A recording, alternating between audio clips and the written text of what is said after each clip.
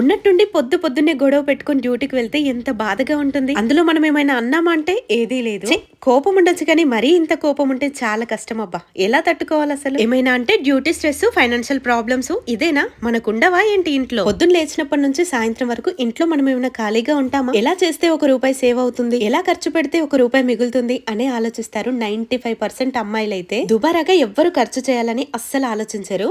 కానీ రొటీన్ గా ఈ మగవాళ్ళ నుంచి వచ్చే డైలాగ్ ఏంటో తెలుసా? ఇన్ని డబ్బులు ఇస్తున్నాను, ఏం చేస్తున్నావు, మళ్ళీ డబ్బులు లేవంటున్నావు అని అంటూ ఉంటారు కదా. ఇవన్నిటికీ నేను అస్సలు ఫీల్ అవ్వలేదు.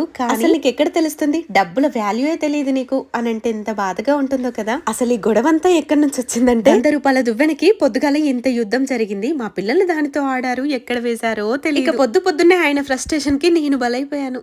ఏమోలేండి, అందరింట్లో ఇంతేనా లేదంటే మా ఇంట్లోనేనా? డెఫినెట్లీ కామెంట్ చేసేయండి. ఇది వచ్చేసి ఈ రోజు మార్నింగ్ వ్లాగే. సండే కదా, చికెన్ తీసుకొచ్చాము. కుదిరితే చిన్న లైక్ ఇవ్వచ్చు కదా.